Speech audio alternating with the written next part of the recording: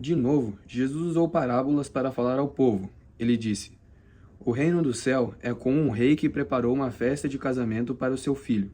Depois, mandou os empregados chamarem os convidados, mas eles não quiseram vir. Então mandou outros empregados com o seguinte recado: Digam aos convidados que tudo está preparado para a festa. Já matei os bezerros e os bois gordos, e tudo está pronto. Que venham à festa. Mas os convidados não se importaram com o convite e foram tratar dos seus negócios. Um foi para a sua fazenda e outro para o seu armazém. Outros agarraram os empregados, bateram neles e os mataram. O rei ficou com tanta raiva que mandou matar aqueles assassinos e queimar a cidade deles. Depois, chamou seus empregados e disse: A minha festa de casamento está pronta, mas os convidados não eram dignos. Agora vão pelas ruas e convidem todas as pessoas que vocês encontrarem. Então os empregados saíram pelas ruas e reuniram todos os que puderam encontrar, tanto os bons quanto os maus. E o salão de festas ficou cheio de gente. Quando o rei entrou para ver os convidados, notou um homem que não estava usando roupas de festa, vestes nupciais, e perguntou: Amigo, como é que você entrou aqui sem as vestes nupciais? Mas o homem não respondeu nada. Então o rei disse aos empregados: Amarrem os pés e as mãos deste homem e o joguem fora, nas trevas. Ali haverá choro e ranger de dentes. E Jesus terminou dizendo: Pois muitos são convidados, mas poucos são escolhidos. Aqui na parábola de Mateus 22, o rei, obviamente, é Deus, Pai, e o filho é Jesus. Então o pai, ele prepara uma festa de casamento para o seu filho. Jesus, ele veio para o povo judeu, só que o povo judeu não o recebeu.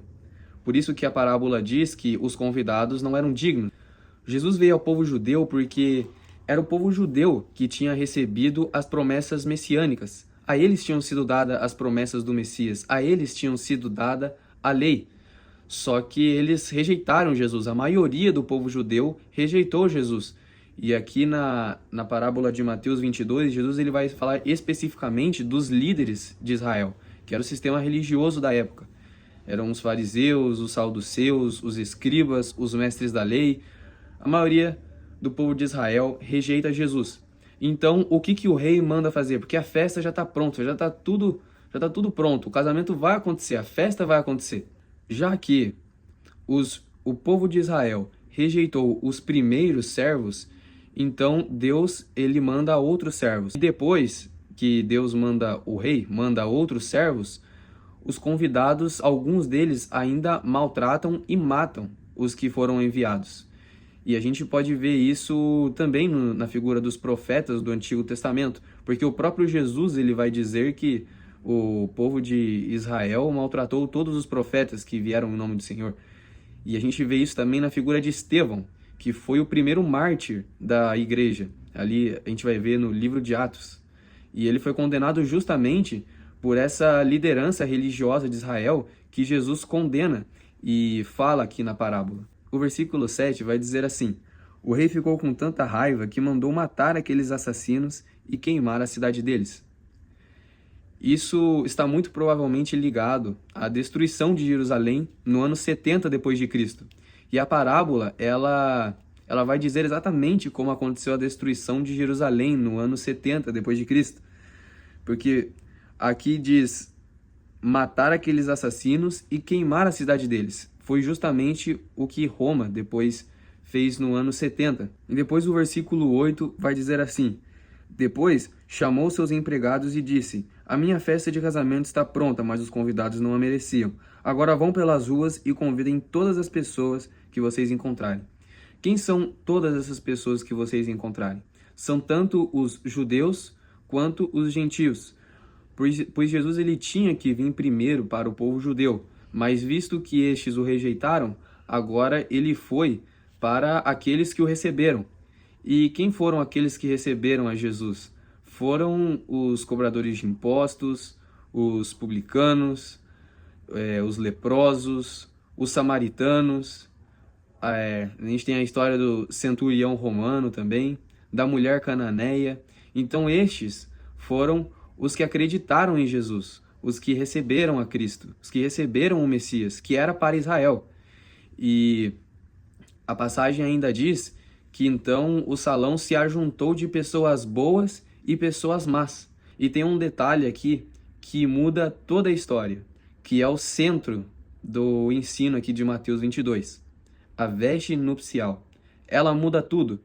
Porque então, o que eu falei para vocês das prostitutas, dos imorais, dos adúlteros, dos vaidosos, isso muda tudo, porque eles não permaneceram na mesma condição. A veste nupcial, a gente pode entender aqui na passagem, que ela é algum tipo de revestimento necessário para entrar no reino dos céus. Então, aqueles pecadores que aceitaram a Cristo, eles não permaneceram na mesma condição. A prostituta não permaneceu na prostituição. O imoral não permaneceu na imoralidade. O egocêntrico não permaneceu no seu ego. O vaidoso não permaneceu na sua vaidade. E assim, eles foram transformados por Cristo.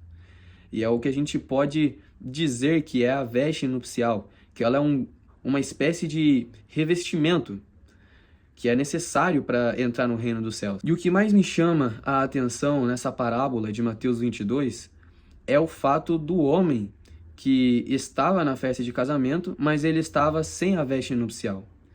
E ele é jogado fora, porque Jesus diz que haverá trevas e choro e ranger de dente, a gente subentende que ele foi para o inferno. Mas como que esse homem apareceu na festa do casamento? Ele foi convidado? E a resposta é sim, porque Jesus ele vai concluir aqui na parábola que todos são convidados, mas poucos são escolhidos.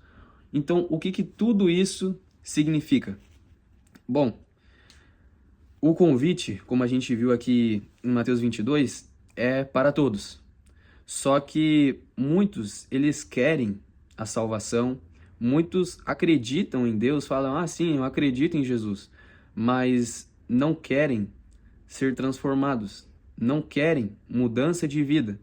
Então, a salvação é pela graça, mas mesmo Deus nos aceitando da maneira que estamos, nós não podemos permanecer do jeito que estamos. Essa é a veste nupcial. Esse é o agir do Espírito Santo em nossas vidas. Esse é o agir da obra transformadora de Deus. E muitas pessoas rejeitam isso. Nos meus vídeos, eu sempre falo muito para o pessoal da igreja. Mas agora, eu vou deixar um pouco de lado a galera da igreja e falar com a galera do mundo. Tem uma pesquisa que diz que mais de 80% dos brasileiros são cristãos.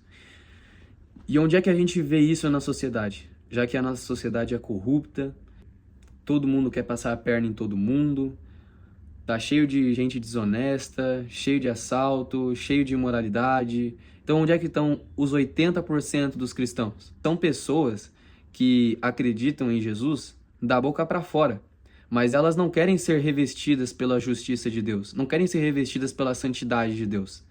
Elas querem permanecer na vida que elas estão. Elas querem viver no pecado, viver uma vida mundana. Então, não adianta. Você pode acreditar em Jesus. Você pode falar, sim, eu acredito que Jesus existe. Isso até o diabo acredita. Acredita como viu. São as pessoas que até têm um versículo da Bíblia na bio do Instagram, que até postam um story falando Deus abençoe o meu dia, só que elas não vivem o que elas falam. Vive na balada, vive no prostíbulo, vive em más companhias, só fala besteira, só vai em lugar que não presta, e a pessoa não muda. Não tem um ponto da vida dela, tipo, conheci Jesus, agora minha vida mudou. Não, a pessoa tá sempre ali na mesma, tá vivendo uma vida mundana de pecado. Essa pessoa, ela rejeita a justiça de Deus, a santidade de Deus, e ela conscientemente quer permanecer em pecado. Ela não busca santidade, ela não busca mudar de vida, ela não admite que ela precisa mudar de vida. Ela quer permanecer no estado que ela está. E o reino dos céus chama a todos, mas nós não podemos permanecer do mesmo jeito que nós estamos. Porque se de fato nós acreditamos que Jesus é o nosso Salvador, então isso tem efeito prático na nossa vida. É o que muitos travam uma guerra entre Paulo e Tiago, em que Paulo fala que nós não somos salvos pelas obras, mas sim pela fé, e Tiago fala que nós somos salvos pelas obras. Mas não, se você ler bem as cartas de Paulo e a carta de Tiago, você vai ver que, na verdade, os dois se complementam e falam a mesma linguagem. Porque a linguagem do Evangelho nos diz que, a partir do momento em que nós cremos que Jesus é o nosso Senhor e Salvador, isso faz uma diferença na nossa vida. E as obras, elas são consequências da nossa fé. Se você diz que acredita em Jesus, mas sai para beber todo final de semana, assiste pornografia toda semana, se relaciona com uma mulher diferente toda semana, se masturba toda semana, fuma e usa droga toda semana. Então, meu amigo, você não está querendo ser transformado. Você está rejeitando a Cristo. Você não acredita que Ele é o teu remidor e salvador. Você não quer mudar de vida. Você quer que Deus abençoe os seus planos. Você quer que Deus te dê prosperidade, que tudo vá bem financeiramente para você, que você consiga um bom trabalho, que você consiga uma boa mulher, que você consiga aquele carro que você tanto quer. E é importante a gente ressaltar que a salvação, ela é somente pela graça. Nenhum pecado que você cometa é maior do que a graça de Deus. Ah, Adriano, mas eu assassinei uma pessoa. Não importa, a graça de Deus é maior do que qualquer pecado. Ai, Adriano, mas eu fiz uma coisa terrível. Não importa, a graça de Deus é maior do que qualquer pecado. Imagine o pior pecado do mundo. A graça de Deus ainda é maior do que qualquer pecado. É só a gente ver o exemplo de Judas, por exemplo. Judas traiu Jesus, mas ele foi para o inferno por trair Jesus? Não. Na verdade, se Judas tivesse pedido perdão a Jesus, ele com certeza seria perdoado. E olha o pecado que ele fez. Ele traiu Jesus e entregou Jesus à morte, à crucificação. E mesmo assim, esse pecado não é maior do que a graça de Deus. Então imagina o tamanho da graça de Deus. Só que quando eu falo que quem não estiver vestido das vestes nupciais será lançado no inferno, eu quero fazer uma separação entre lutar contra o pecado, que é a realidade de todo mundo, e viver uma vida de pecado, que é a realidade das pessoas que se dizem acreditar em Deus, mas vivem uma vida de promiscuidade. Eu sei bem como é viver essas duas realidades. Em um determinado momento da minha vida, eu vivia uma vida mundana. Eu não era uma pessoa assim terrível, tá bom? Antes que você ache que eu era o chefe da máfia. Mas eu vivia uma vida assim de promiscuidade, porque eu ia pra balada com os meus amigos, bebia ali, nunca fiquei bêbado assim, mas claro, você tá na balada, né? Então tá todo mundo bebendo, você bebe também.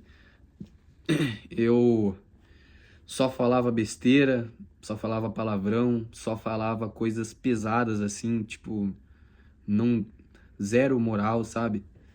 Falava coisas nojentas, fazia coisas nojentas e todos os dias era assim. Então, assim, eu acordava pecando e dormia pecando. Eu não necessariamente era um cara terrível, assim, não era Acabe, mas eu vivia uma vida de pecado e isso não me incomodava, por assim dizer. Eu tava lá com os meus amigos de novo, falando besteira de novo, fazendo besteira de novo, indo pra balada de novo. Só que existe uma diferença. Hoje eu vivo uma luta contra o pecado, na qual eu estou buscando a santidade, eu estou buscando melhorar a cada dia em Cristo, obviamente, mas eu acabo errando às vezes, porque eu não sou perfeito. Então, eu erro, eu peco, mas eu não vivo uma vida de promiscuidade, entendeu? Quando você está em Cristo, você começa de um jeito, e mesmo que a gente vá pecar pelo resto da vida, porque a gente não tem como simplesmente falar, ah, não, agora eu não vou pecar. Mas o que você era no início tem que ser diferente do que você é depois de conhecer a Cristo. Ainda mais quando você conhece a Cristo há 1, 2, 3, 10, 20 anos. Você tem que ser uma pessoa diferente, você tem que ser uma pessoa melhor. Porque a caminhada cristã, ela começa agora, aqui na Terra. Ela não é uma coisa, ah não, eu sou a pior pessoa do universo e quando eu for salvo, aí sim eu vou ser santificado. Não, a santificação ela começa aqui em vida, na Terra. Se você conhece a Cristo, se você conhece o Evangelho e você quer permanecer da pornografia do jeito que você quer permanecer no adultério do jeito que você quer permanecer na bebida do jeito que você quer permanecer nas drogas do jeito que você não tem mudança nenhuma na tua vida, você não se sente incomodado, então você está rejeitando a Cristo, meu amigo. Isso não tem a ver com você ir para o inferno por pecar, tem a ver com você estar rejeitando a Cristo. E se tem uma coisa que eu não gosto é de pessoas se fazerem de vítima. Quantas pessoas eu já vi falando que, ah, eu peco, eu sei que eu sou pecador, mas Deus me entende, Deus tem misericórdia de mim. Deus não entende bosta nenhuma. E desculpa usar essa palavra num vídeo que é cristão, mas é para você entender que Deus ele não entende o seu pecado, ele não compactua com o seu pecado, entendeu? Então não pense que você vai continuar nessa vida aí de pecado, que você vai ficar cedendo a carne 24 horas por 24 e que no dia do juízo Deus vai falar, ah não, fulano nunca se esforçou para entender nada da minha obra, nunca se esforçou para nada, viveu uma vida de promiscuidade, não tinha fé nenhuma, mas eu entendo ele. Entra aqui, meu filho, entra. Não. Essa ideia que as pessoas têm do Jesus que é bonzinho, do Jesus que é compreensível, do Jesus que não julga, é uma ideia totalmente equivocada, porque ele julga sim. Basta você ler a Bíblia. Inclusive, ele vai vir julgar aqueles que o rejeitaram. E se você não tem transformação, mudança de vida, quer permanecer no pecado, você é um daqueles que rejeitaram a Cristo e que serão julgados. É uma palavra forte, mas essa é a verdade. Porque se eu quisesse mentir para você, eu falaria, não, continua então aí pecando, porque Deus é bonzinho, Deus te entende. Mas eu não estaria pregando o evangelho para você. Porque o evangelho, ele diz que nós podemos vir a Cristo do jeito que nós estamos, mas não permanecer do jeito que nós estamos. Se você vive uma vida mundana e acha que Deus te entende e que Ele não vai te julgar por isso, é melhor você rever o que você quer para sua vida, porque Deus vai julgar sim. Nosso Deus é um Deus de santidade. Ele não comunga com o pecado, porque como vimos aqui na passagem, sem as vestes nupciais não é possível entrar no reino dos céus.